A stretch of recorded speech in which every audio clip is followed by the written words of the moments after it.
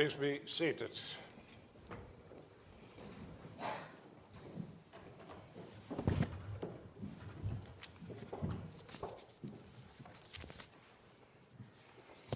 I open this public meeting of the PhD Committee of the Faculty of Behavioral and Movement Sciences by expressing our faith. Our help is in the name of the Lord, who has made heaven and earth.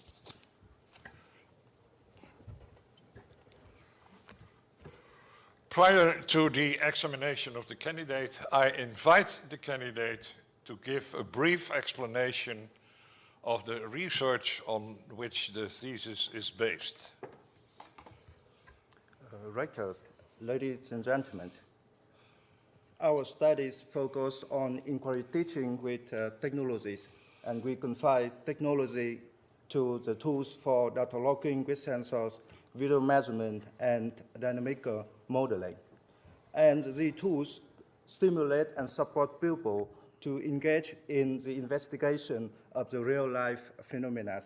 Let me show you one example. So let me take a very common real-life phenomena. From here, you can see the pendulum move. And when the people see that, they can see the change of the velocity, and then they can think of the change of the kinetic energies.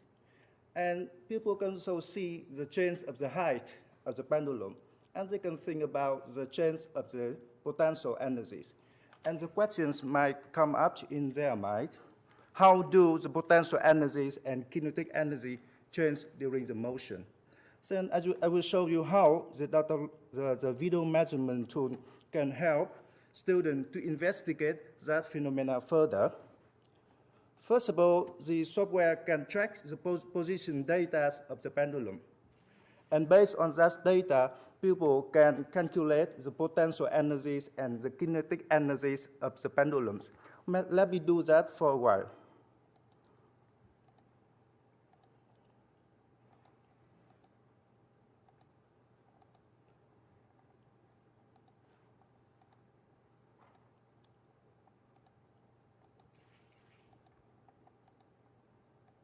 So the software helps students to calculate the energies and represent that in the graph, and students can easily see the change of the two kinds of energies. Even they can track back the movement of the pendulums in accordance with the change of the energies. And because of the very clear representation of the concept here, students can further assume that maybe the total energies of the pendulums in this case can be unchanged because one component decreases and the other increase. So they can further test that assumptions by calculating of the sums of the two kinds of energy, and you can see their assumptions sounds correct in this case. So in this case, the software really helps students to investigate the phenomena and to enable them to go back and forth between the real-life phenomena on the left and the representation of that phenomena on the right. But what is the problems with that? Let me come back to the presentation. So the research shows that ICT provides a lot of beautiful opportunity to engage students in inquiry-based learning process, but the integration of ICT in inquiry-based science education still a lot underused, and there's quite many factors involved. Our research focuses on the factor related to the teachers. For example, many teachers think that the use of ICT must be always involve the manipulation of equipment and software, whereas there should be a different way to use the ICT tool. For instance, teachers should engage students in thinking about what is really the questions they want to ask, what is the design of the experiment before the actual execution of that, and how can they interpret the data as the way I have demonstrated a few seconds ago. So you can see in this picture, the student only focus on the things written in the lab manuals, and they seem to forget the real concepts behind. So for that reason, we try to contribute to that problems by develop a course through which we prepare the teacher to design a good lesson in which the teacher try to make a shift from the manipulation of equipment to the manipulation of ideas. And then now I talk more about the way I develop the course. The questions coming is, what are the characteristics of the course we want to develop for student teachers? We start by studying the literatures and define the pedagogical principle underlying the design of the course. For example, we apply the one theory practice cycle principle. That means that our participants have to apply their IBSE knowledge in designing a lesson plan. They have to try out that lesson plan with pupils and self-evaluate the tryout, and then report back and reflect in the end, the final session of the course.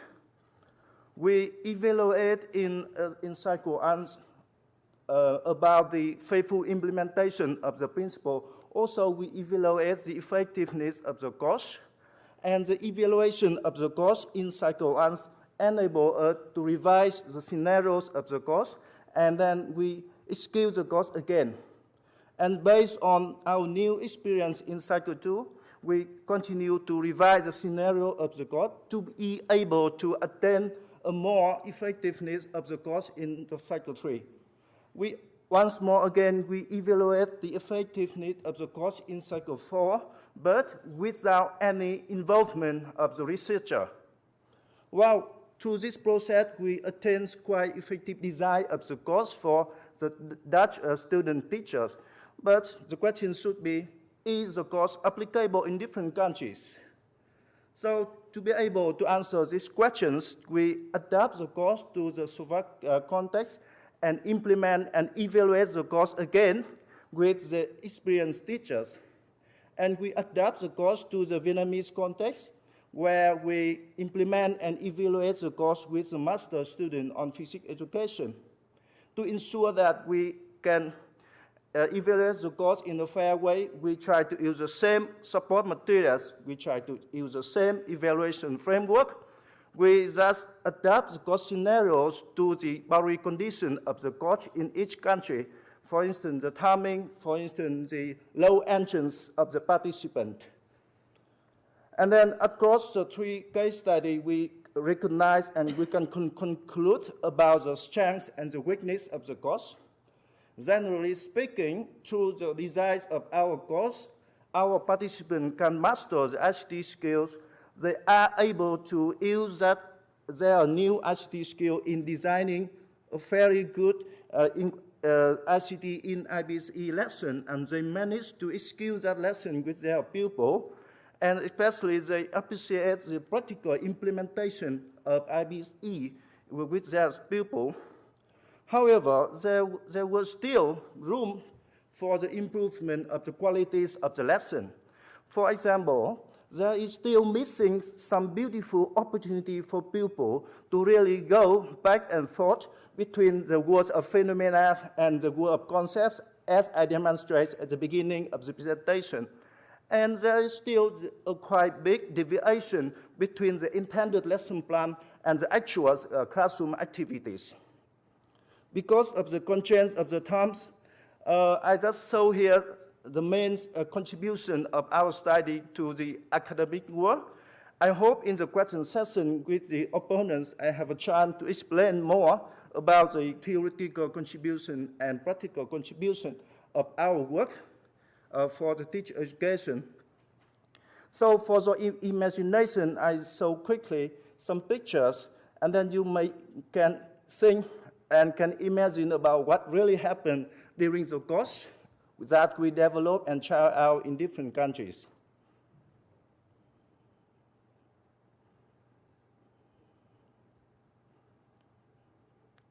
So, thank you for your attention.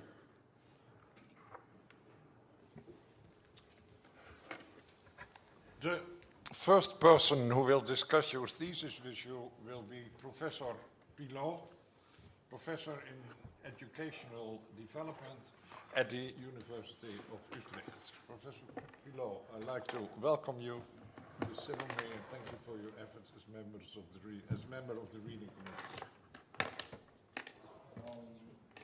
On the authority of the rector and by virtue of my right, I like to have a discussion with you on your thesis, dear candidate. With much interest, I've read your thesis on a challenging and very relevant problem in science education.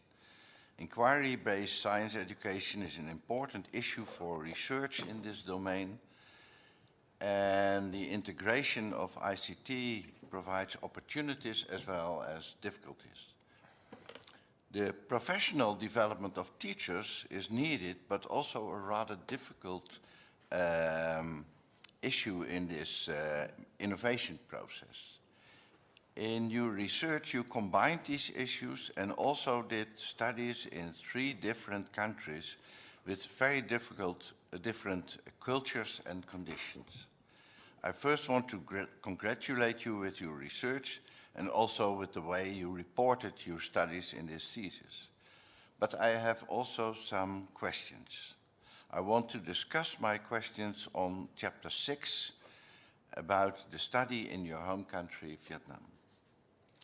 In the conclusion and discussion section of your chapter 6, you yourself posed 2 questions about the results, about the 3rd research question. What are the challenges and potential solutions to the application of inquiry-based science education in a hierarchical educational culture? On page 226, you write 2 questions. First, why did most Vietnamese participants choose a topic and context limited to the curriculum and mainly verification activities? And the second question you asked there was, why did most teachers take control over the entire classroom activity? And there were many big students in the classroom, so that was a difficult situation, although there were opportunities to work in small groups. Next, you suggest 2 main reasons that I would like to discuss with you. First, the participants, your student teachers, never experienced open investigations themselves. And the second reason that you gave was they are embedded in a hierarchical educational system in your country in which teachers and pupils are supposed to follow directions. For the first reason, you give no reference. Is it really the case that in their teacher education, the participants did not experience open investigations? And if so, what are your recommendations for changing this?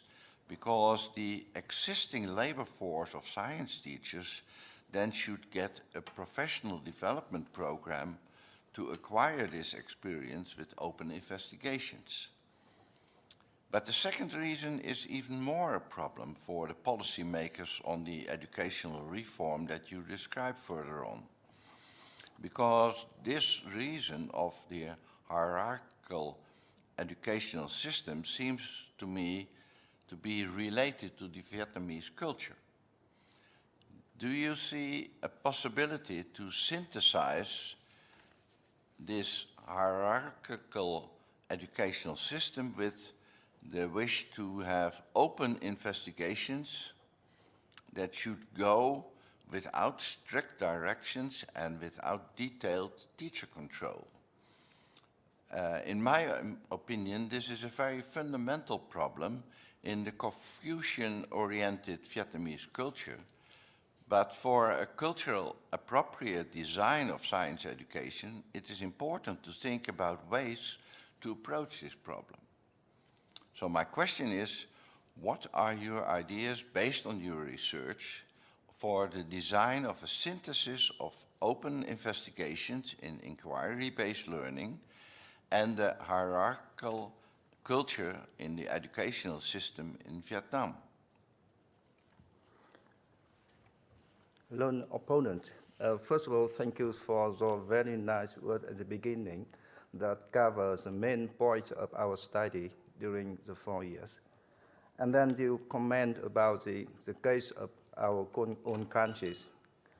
And then you read very carefully the main part of that about the problem that although I encourage our teachers to design a lesson and try out in a more open context, not only in the textbook, but should be go a little bit further about the context that grows to the real life phenomena.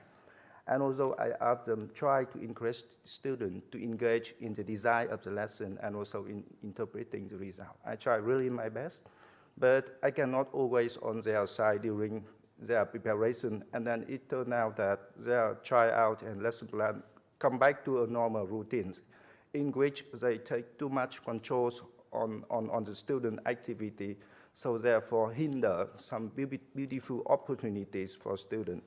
Yeah. And then I have 2 reasons as you comment. And then let me react to the comment first, and then I try to answer the very difficult question at the end. And I think I cannot have a clear answer at the moment because it's really high abstract level.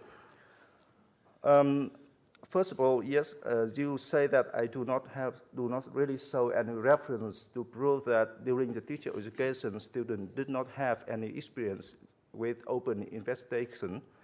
And I state that really mostly based on our own experience as a master student at the same program and bachelor student at the same program at the same faculty.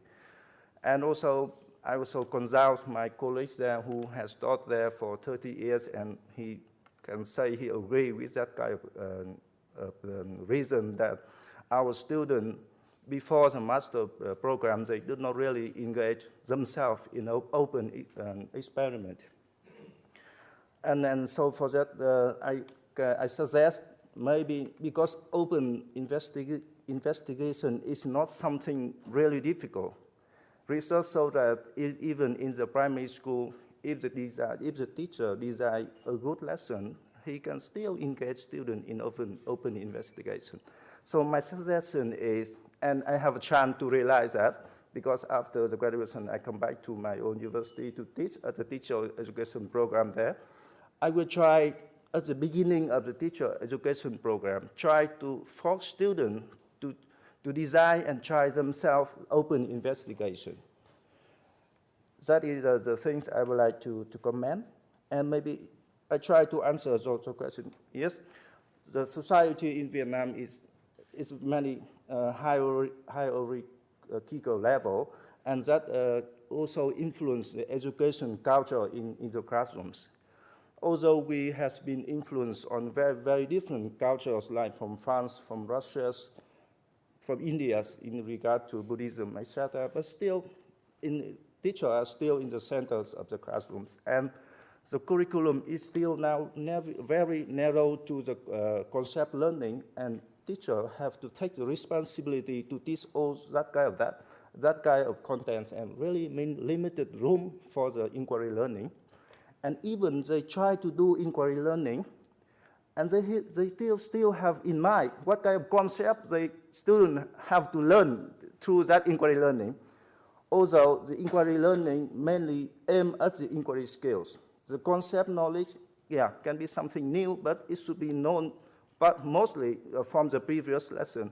And the focus of the inquiry activity should be the exercise of inquiry skill, like raising a question, design experiment, interpret the data. But that kind of focus is forgotten because still the top-down pressures putting on the arms of the teacher. And you ask me what can be approached for us to deal with that kind of thing. I think I cannot answer at the moment, but we are now in Vietnam, we are changing the curriculums. We say switching from content-oriented to competencies-oriented. And I think that is a good environment for the local people like me start to think how to integrate inquiry-based learning in really a real way. A real way of inquiry learning means students really pose their own questions and try to pursue that. And But for the moment, we could not do that, but we still see a chance to integrate inquiry learning in the current situation in Vietnam. And I have a demonstration in the back cover of the book, and you can read a little bit further in the chapter 6, where our teachers invent a quite interesting way to integrate inquiry learning in verification laboratory. And I hope my answer partly answers the questions. Thank you very much for your answer. I also asked about the existing labor force of science teachers, not only the new science teachers that you educate at your institute, but also the science teachers that are now teaching on the school. They should also have that experience of open investigations, as you mentioned in your reasons. Maybe you can add something to that? Yes, I'm lucky in 1 minute, please. We partly have solution for that because it's a new curriculum. We try to apply, say, student science fair as a component part of the high school curriculum. In that kind of fair, students on their own have to do some small study with the science teachers, technologically or academically, and then they have to report that project at the school level, provincial level, and national level. And things we want to do, we do really carefully. So, for instance, the physics Olympiad, we also try from the school level, the provincial level, and the national level, and we can achieve quite a good achievement in the physics Olympiad in the world. So I hope this way it will go into inquiry, and we hope kind of science fairs activity of pupil and extracurricular activity of pupil can be really integrated in the school practice, and from that basement we can try to encourage the real inquiry for the majorities of pupil. Okay, thank you for your answer. The next opponent will be Professor Vogt. Professor Vogt is Professor in Educational Sciences at the University of Amsterdam. Professor Vogt, welcome to this ceremony.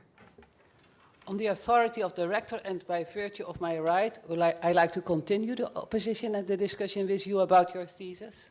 Dear candidate, first of all, I'd like to congratulate you with your dissertation. I very much appreciate and would like to thank Mr. Rector for that being invited for this defense, because my own dissertation was about inquiry-based science education with coach. So there are some similarities, but only in the Dutch context, I must say. Your dissertation was conducted in many different settings, and I think that is very difficult to do that. So I really appreciate that you made and were able to make sense of all the findings you found in these different contexts. I think it's very difficult. We met already at the ECO course, and there we discussed this issue, and I'm really happy to see what has come out of it. But my role here is not to compliment you, it is to ask you questions and to discuss the thesis with you. I want to discuss two concepts with you related to your thesis. The first one is sustainability or robustness, but I relate that to sustainability, and the second one is transferability. The last one, if you have time, of course. So my first question is about your concept of robustness, which is related to the approach you had to your study, educational design research. And I'm very much interested in doing educational design research, as you know. And particularly, I'm very much interested in educational design research that has a focus and an eye for sustainable innovations. And in this regard, I was triggered by this concept of you, robustness of a design product, that you introduced in Chapter 7 and in the robustness test you carried out in Chapter 4 of your thesis. I must tell you that I was a little bit surprised that the robustness test was not conducted in the Slovak and Vietnamese situation, and the reason is that I have, I think, a little bit a more complex understanding of the concept of robustness. For me, the concept of robustness is very much related to the concept of sustainability. And sustainability refers to the degree in which the teacher uses reform-related practices in high-quality ways after support for these practices have gone. That is Coburn who introduced that concept and defined it. Sustainability, according to her, and I agree with her, has multiple layers. It has to do with the support from the organization to make the innovation happen. But several studies show, and that's actually the most important part, that it also has to do with instructors having an in-depth understanding of the reform. So it's not only that they are able, that they can organize the reform faithfully, and that's a little bit how I read your thesis, but that they understand the reform and are themselves. And of course, that there are appropriate conditions in place. So in your case, I think it's important for sustainability that the instructors have an in-depth understanding of inquiry-based science and how this can be supported by technology. That is part of the discussion you also had with Professor Pilot. In this realm, I also had a little bit problems with the robustness test, because in my view, this test only answers a very simple question: can the instructors organize it without me? And I'm wondering to which extent this test informs us also about the sustainability of the reform. So my question has two parts. First of all, how do you see robustness in relation to sustainability? Is it the same or not? If not, how do they differ? If they are the same, how do you see the two layers of sustainability reflected in your operationalization of robustness? And next, I'd like to challenge you and ask you to reflect on suggestions to improve the robustness test, so that it also incorporates the more complex concept of sustainability. That's my first part. And if there's time, I have a second question. Yeah, so the learner opponents, I try to react shortly, and I'd like to hear the second part. Thank you for the remark about the methodological part of my research, because I also really like design research. The first time I learned when I was here in the Netherlands. And we consider ourselves that the robustness test and transferability tests of our design research is something we would like to suggest people who perform the design research, because the design research often really focus on specific curriculums, a specific school or teachers, and try to really get insight into the way the people learn. And it's quite difficult to generalize the conclusion from the design research. And even it's quite hard to claim that without the research environment, the design product can survive with a new teacher, new student, and new pupil involved. So for that reason, from the first hand, we try to test our course in the context where I am, as a researcher, is not involved at all. And so for that reason, we try to measure the effectiveness of the course, also the implementation of the pedagogical principle, and to see if that kind of effect still show up in regular setting.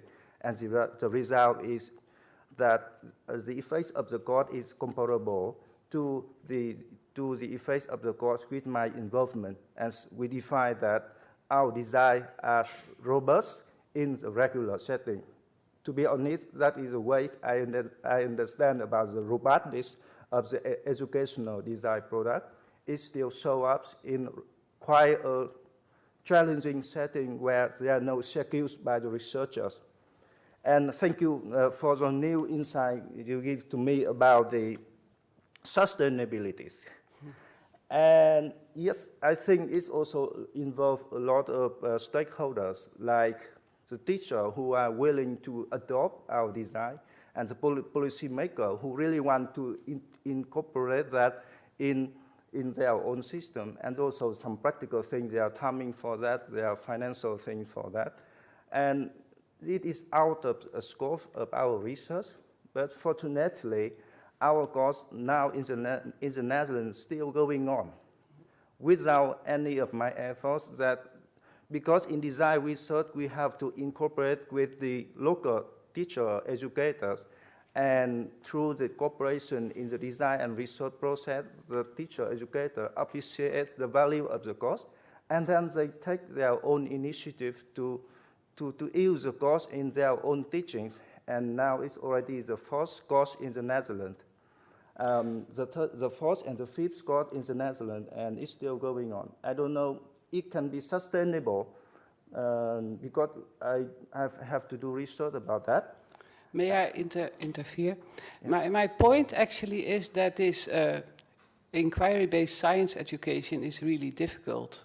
The course can be organized and can be sustainable, but is it also reflecting the inquiry-based science education part of it, or has it become a kind of shallow resemblance of what you started? Yeah. And particularly, that was one of the questions why I said, why didn't you do this robustness test also for instance, in Vietnam?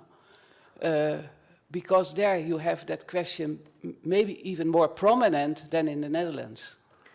Yes, thank you. I can say that because for instance, in the Slovak context, I collected data in distance, and our teacher educator there, they run the course and they test course and they give the data to me. So almost the context there in Slovakia is in a regular context.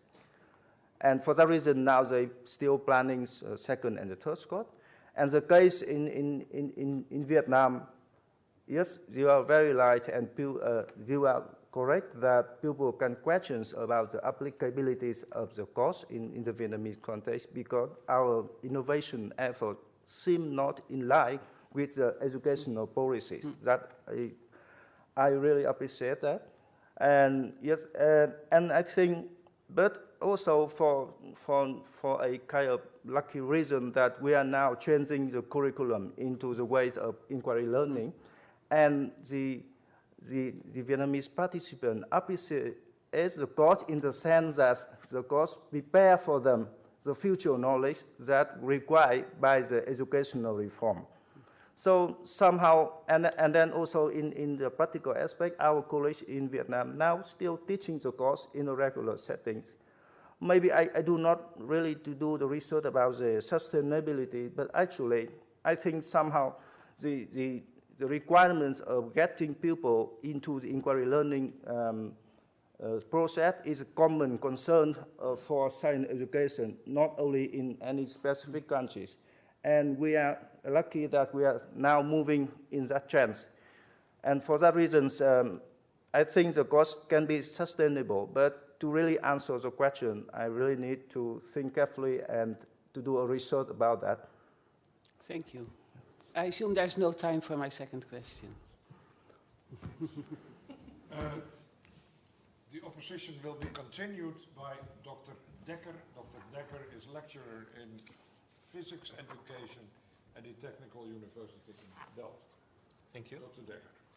On the authority of the rector and by virtue of my right, I would like to ask you some questions about the wonderful thesis I was privileged to read.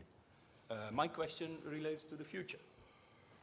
Because my students have just evaluated the last cycle of your program, which I think is the 5th or the 6th. I may have lost count there a little bit. And they are still very, very positive about its relevance, its feasibility, and its clarity. So they're quite happy with the course. And I think it's an incredibly important course as well. They are all innovators at the schools where they are on teaching practice. The schools are behind in that respect. They are lacking knowledge and skills in terms of applying ICT in science education. So I'm wondering what you have in store for us. Have you prepared for a continuation of the success of the program? Because very soon Ed will be retired, you will be gone, but we want to take over and we want to continue the success of the program. So what suggestions do you have for us? What have you prepared for us to continue the success of the program? There will be a second question if there's time. Yeah, learned opponent, thank you for the question, also the remark, especially you informing the things we are doing for the 4th and the 5th, and it shows the sustainability of the course, which is not really our expectation as a first hand when we did the research. And yes, because we as a first hand, we think about, wow, ICT teaching and IBSE teaching is very challenging nowadays for teachers. And we want to develop a course which is feasible and applicable in many different contexts. And the way we do is we have to design a good support materials. And as a first hand, we try to do as much in distance as possible. So for that reason, we start with the Dutch context where we have only one EC, 28 hours for live meeting. And we try with that approach that within 28 hours and exactly 12 hours for live meeting, can we really push our teacher to the level that they can learn to use the ICT in base E and apply that by themselves. And the research findings show that, yes, we collect data from them 1 and 2 years after the course, and so that they still are doing with that. So it means that, first of all, our course design can bring our teacher to the level that they can learn by themselves. But during that more inquiry party cycle, they may face many more factors, more problems, and what kind of help we can provide them in the perspective of a researchers. So you say what kind of backup or stores or plan we prepare for the future support that can push our teacher to go further into the direction of inquiry teaching. So I can say that, first of all, we have support materials where teacher can learn the ICT tool by themselves. During the course, they learn only one tool, but later on, they can learn the other tools. Otherwise, and during the learning of the tools, they have the help desk from CMA where they can email anytime they want. We prepare for them the IBSE framework where we design the form for the lesson plan and the form for self-evaluate the lesson. And also we have kind of computer tests for them to really check do they really can handle the tool. And all kind of materials is available on the website of the course, and I hope it can still alive together with CMA website. And I am not in the position that I can do anything in the Netherlands on behalf of you, but I try to enrich the support materials with my supervisors to make more comprehensive materials and also prepare some kind of questions and answer session where if you meet that kind of problems, what can be an answer? And we try to upload that all in the internet because we think that the use of ICT can be spread out and more support is needed. I hope partly I can answer the questions. Thanks for your answer. Is there time for my second question still? Is this a short one? That may be a problem. But, my second question relates to the method of research you've chosen, which is design research or developmental research. One of the problems we're all struggling with, who are trying to do that research, is what of the things we find is generalizable, is general, and which aspects of what we find are contingent, are depending on circumstances. And you've done a wonderful job in extracting design principles and showing how these can be adjusted to different circumstances. But I'm still wondering, are you struggling with the same issue? And what are your experiences with it? So with the problem of generalizability of the incidents of the things you find when you're doing the work. Yeah, I really like that because at the beginning of our work, our proposal is development of a course for teachers. And my promoters say, it is development project, it's not research project. You have to show what kind of research you do behind that kind of development. And I'm lucky that I get introduced to the design research approach. And the authors say that the pedagogical principle or design principle is the connector between the design part you use and the scientific part of that. In this case, we first of all define the 4 pedagogical principles. 1 theory practice cycle, depth first, ownership of learning, and distributed learning.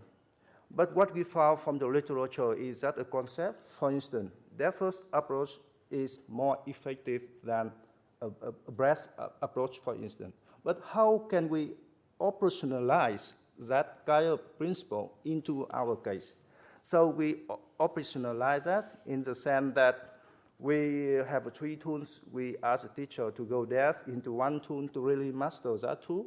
And we expect that after the course, the teacher can transfer their experience with 1 tool into learning with 2 other tools. And the results show that the teachers can can transfer their knowledge. So it's somehow that in our case, we operationalize one very abstract concept, their first principle.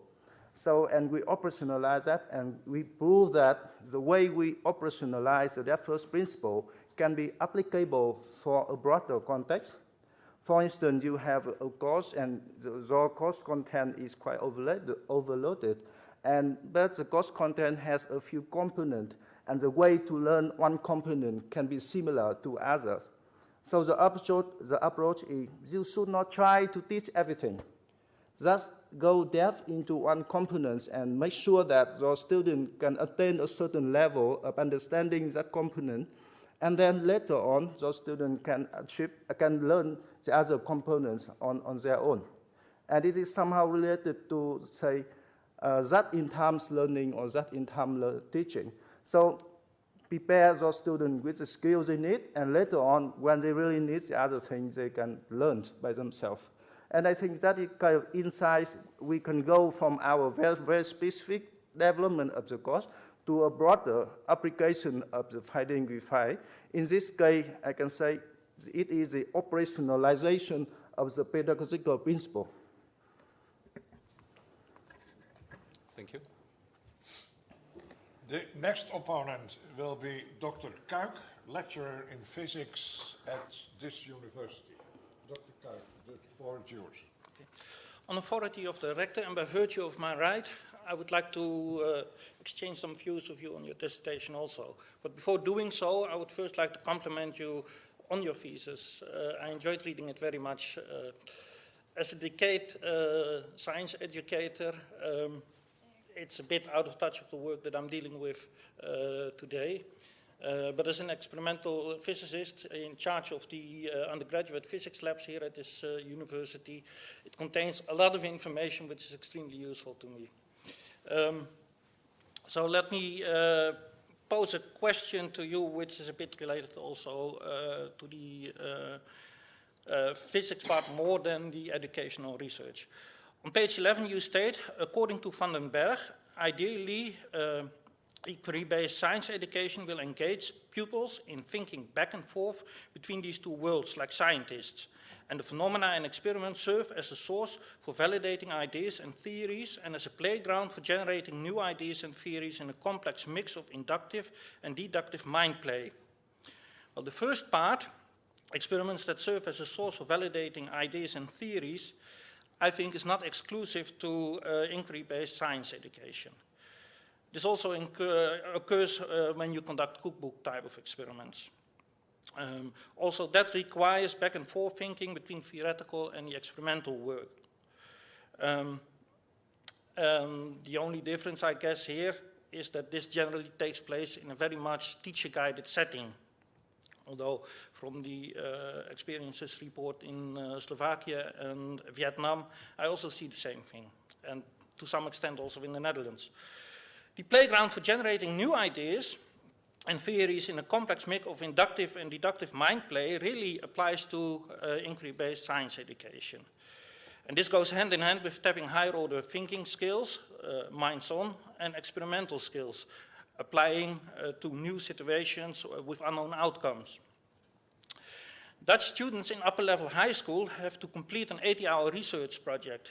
There, the playground to discover new phenomena is clearly available, with sufficient time also to engage in inquiry-based science education. Now, my questions are, to what extent were participants in the Dutch study case able to introduce such a playground for generating new ideas and theories in their tryouts? And the second part is, have you considered, either as an extension or as a follow-up of this work, to investigate ICT and IBSE in the research projects that students conduct in the upper-level high school in the Netherlands? Learned opponents, thank you for the remarks. At the beginning, it really goes insight into the fields of physical education, where we talk a lot about the role of lab work in physics education. And also, thank you for the two questions. I answer the second question first, because that is the things I'm wondering. That we have a very short course, and we have many aims for teachers, like we want them to learn ICT skills, and we want them to design good lessons, and it is not possible at the first time, they can try out their lesson plan successfully. And we make an assumption that, well, at least through one theory practice cycles, our participants are aware of the practical issue related to the implementation of ICT in IBSE. And there was still some case or some opportunity in the lesson plan. If they do it again, they can make it more inquiry. And that is the things our teachers can realize. But it is still at the level of assumption that we hope that in the second or the third or more experience in running and trying out the ICT in IBSE lesson, our participants can extend the level of inquiry. That means they can engage more people in thinking about really what is the concept, what is the phenomena, how to design an experiment to test that, and how to interpret the data.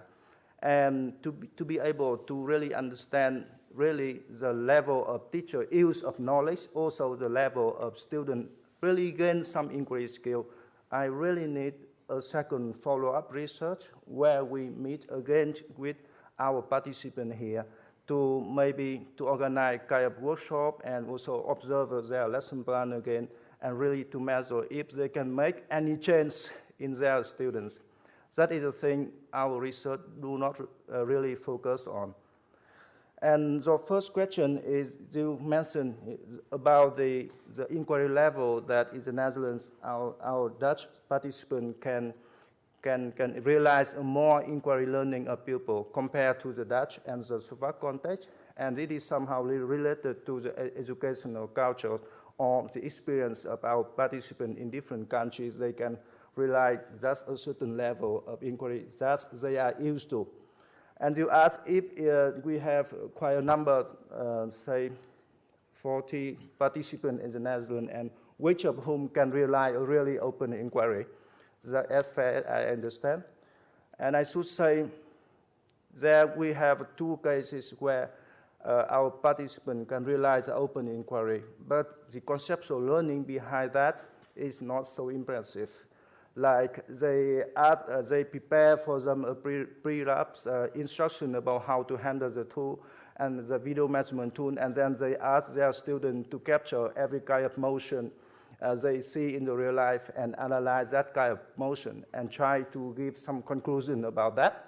For instance, one student record 2 ducks running and they make a prediction which duck can win the game, for instance. That kind of thing. It's kind of inquiry thing, but it's not so impressive as say a research project done by the high school student at the final years.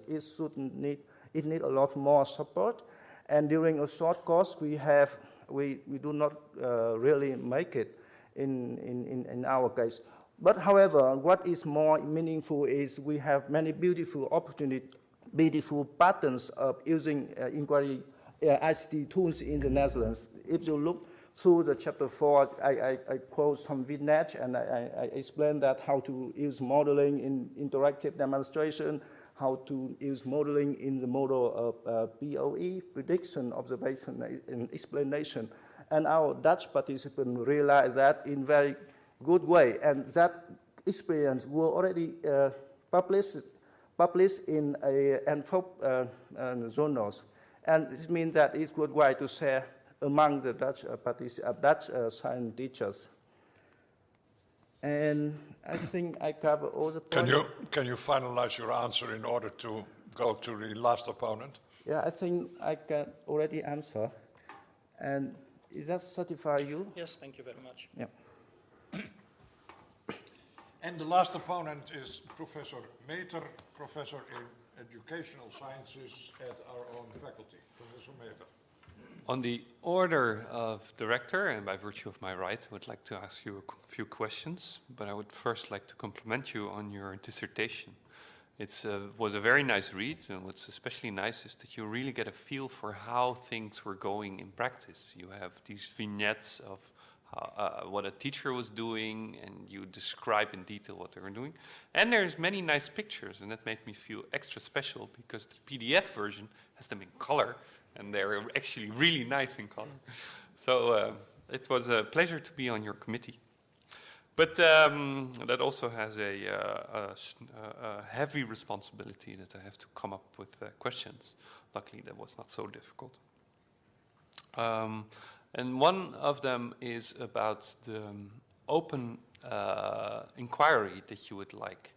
So if you look at the activities that the Dutch teachers planned for their students, for their pupils, I should say, it was mostly things like checking whether some prediction bears out and doing stuff for a already predefined goal.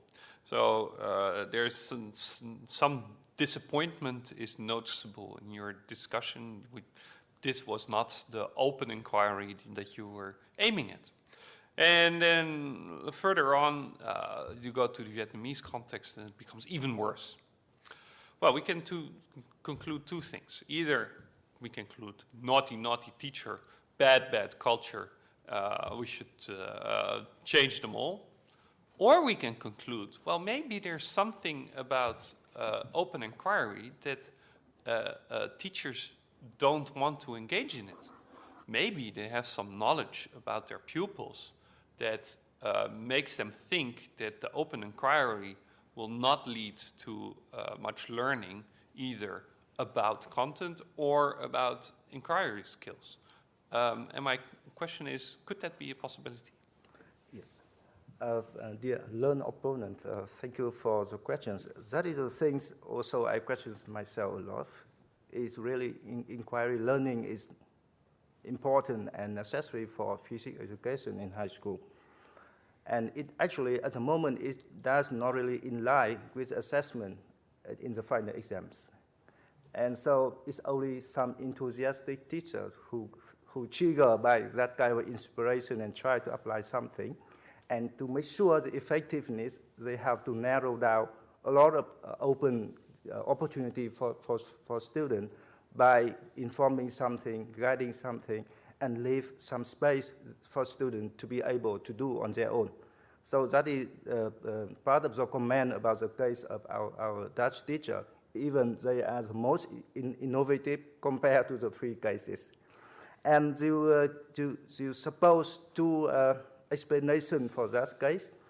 And I think both has its own position in the argument and worthwhile for us to think further. First of all, open inquiry is not easy at all. That is indicated by John Osborne in our fields of physics education. He said, scientists take years to do the real inquiry, and they can make a mistake many times to be able to really understand the new thing. Whereas in your class, you have only one lesson or two lessons for that. Even you can plan very carefully, but you have work with human beings.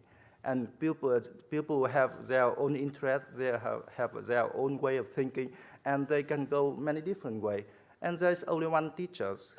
How one teacher can have a different group of students to be on their side instead of taking their hand.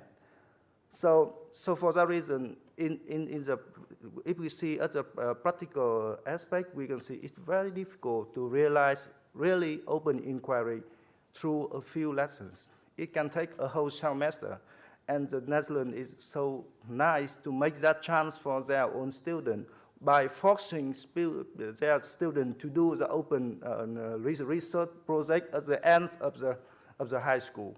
And you know for sure that students take a lot of time going to the lab, working with the TOA, and many rounds to revise the research plans, and many rounds learn how to process the data. That needs a lot of efforts. And the second thing I would like to say, if we want to make any change in the classroom, we need concerted actions from different policy makers, from different stakeholders. We need a final exam which really requires inquiry learning. We need enough equipment which is quite powerful to serve every ideas of pupil. If people want to investigate the phenomena this way, but they need an equipment to do that, and the school doesn't have that, and that's stop. Something like that. And also we need a good educated teachers teacher can also design a good lesson and also inspire their students into that way. So many factors involved, and that that provide our work for the futures, try to realize open inquiry. And I believe myself that it is a good way to educate teachers to be involved in the inquiry-based learning. You are supposed to read the closing formula from your card, please. Now that my defense has ended, I sincerely thank the opponents for the attention they have devoted to my thesis. I'm now looking forward to the decision that the doctoral committee in the Faculty of Behavioral and Movement Science, which will decide whether or not the degree of doctor will be granted to me. I hereby adjourn this public meeting of the Doctoral Examination Committee of the Faculty of Behavioral and Movement Sciences for further deliberations.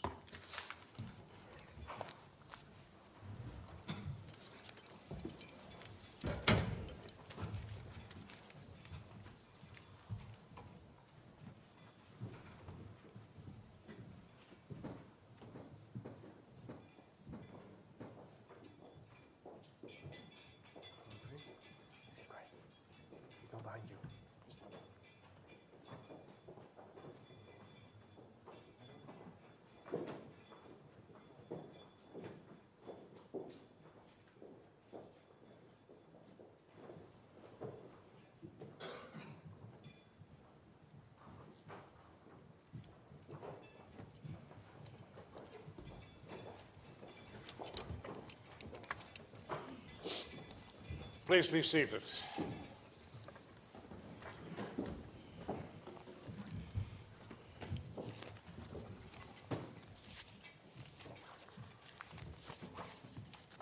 I hereby reopen this public meeting. By its duty-accorded authority, the Doctoral Examination Committee of the Faculty of Behavioral and Human Movement Sciences has decided to grant the title of doctor to Tran Ba Chin. Professor Bijshuizen, who has been appointed as one of the promoters by the College of Deans, will perform the investiture ceremony. But first I invite the two promoters and the co-promoter to sign the degree certificate.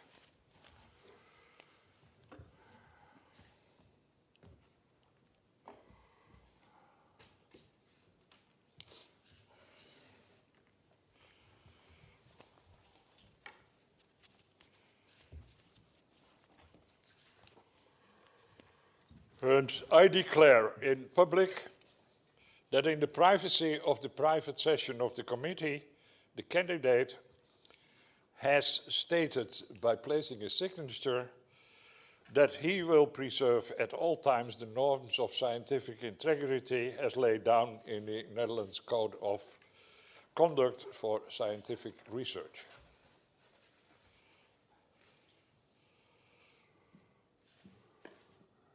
I now request our colleague Bijshuizen to perform the ceremony of investiture, and during the pronouncement of the investiture formula, only the members of the PhD committee will stand.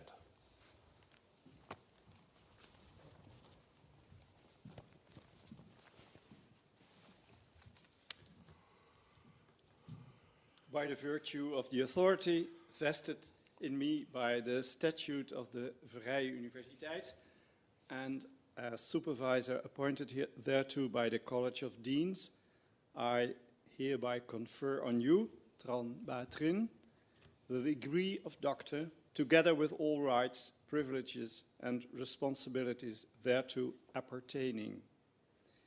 In witness thereof, the seal of the university and the signatures of the rector and the supervisors have been affixed to the diploma you are about to receive.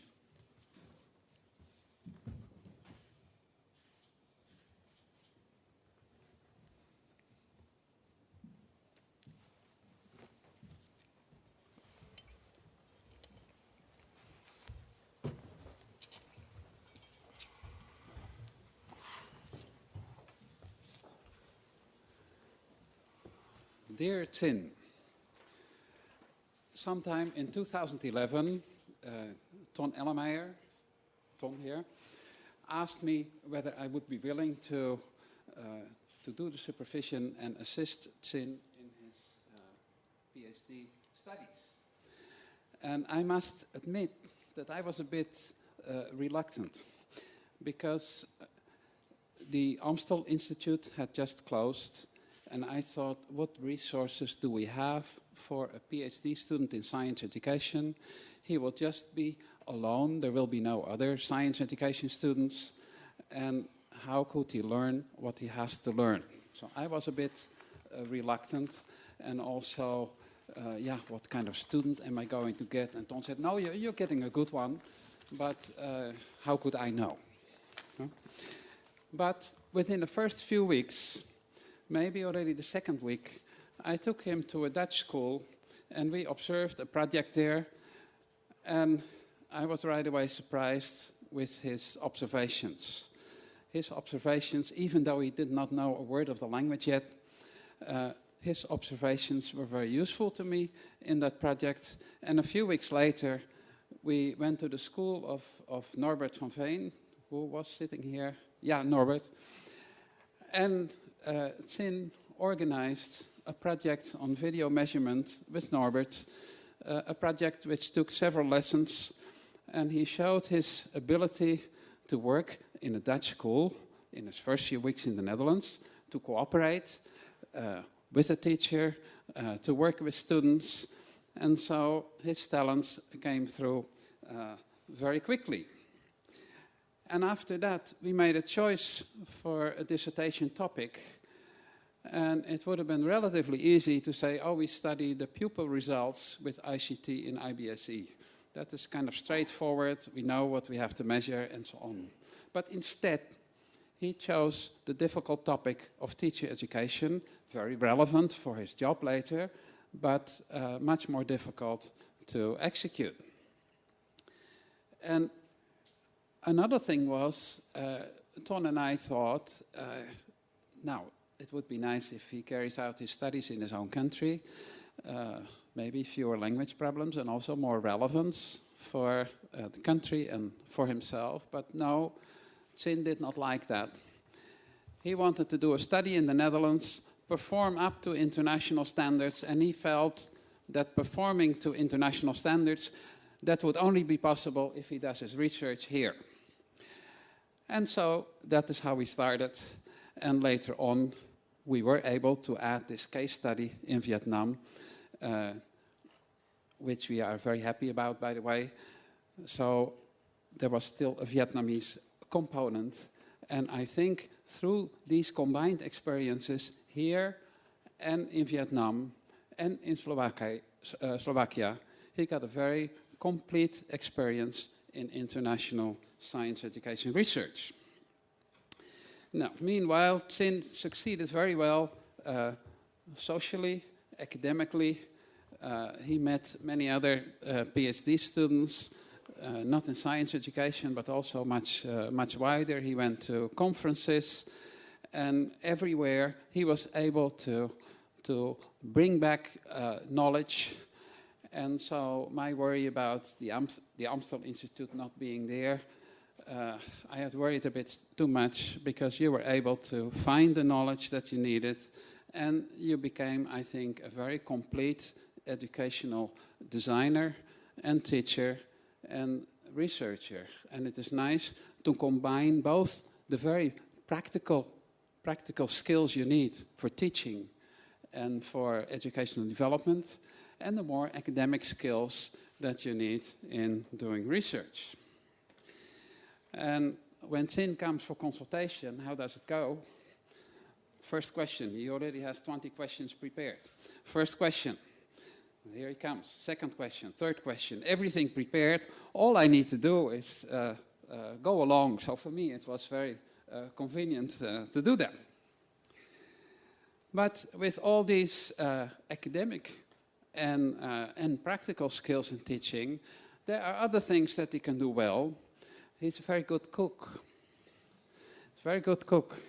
And for 4 years in a row, we have had Vietnamese New Year at our place. And how does it go? Chin comes with a bag of stuff. He goes to the kitchen. He abuses my wife as an assistant cook, but she is an expert at both physics education and at cooking, and together they make this very nice meal, and he shows us what Vietnamese New Year is like. And we've already done that 4 times in a row, and now I don't know how we are going to do it this coming year. Perhaps we should go to Vietnam, but who knows. So Xin is now an all-round science education specialist, good in practical matters, also all-round in academic matters, in research and writing. And there were also some very high points in our cooperation. The first high point was when my wife and I went to Vietnam to observe the IBSC lessons. And we observed 9 lessons of 9 different students in several different schools. It's very interesting to see the learning and teaching there. Although both my wife and I, we have a long experience in Southeast Asia, in Indonesia and the Philippines. But what was really interesting was to go to the village of Cin's parents and the village of his parents-in-law. And there we, you see some of the pictures, maybe just go through the different ones. Yeah. And this was very exciting for us. A second high point was when Cin's family came, his wife and daughter, Ruby, stayed with us, and you've seen it in some of the pictures, and we took them around, and this was very interesting. So now we feel as if we are relatives. Yeah, we are in the same family. I think I also speak for Ton and Jos that working with Cin was a very pleasant experience. All of us enjoyed it, and yeah, it's too bad it stops. And so we hope that in the future, maybe through all the communication, we can continue to write some papers and cooperate. And now, when you have all these talents, then, and you know this university, the Free University, what are talents for? Talents are to be shared with other people in society, also with people who are not as fortunate as we are. Talents create responsibility. And so after all this hard work here, there is much more hard work waiting for you in Vietnam to pass on to your students what you have learned and how you have learned it, and to make, with all of us, to make this a better world. And we wish you all the best with that, and if in any way we can still support that, we are there.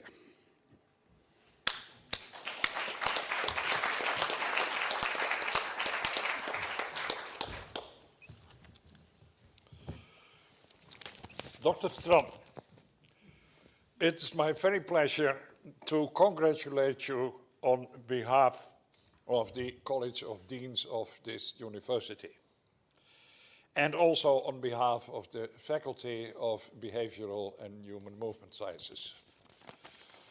I have to apologize for the fact that we might have misspelled or mispronounced your name.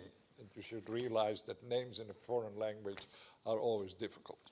And in your case, it becomes more difficult since at the cover of your thesis, your name is written at least in 2 different ways. So how should we know what is the right one? The doctoral examination ceremony comes to an end. Dr. Tran will lead the procession out of this hall, and I invite you all to follow the procession in order to congratulate the newly fledged doctor. Therefore, I should like to close this public session of the Doctoral Examination Committee of the Faculty of Behavioral and Movement Sciences by pronouncing the doxology please stand. The name of the Lord be praised, now and forevermore.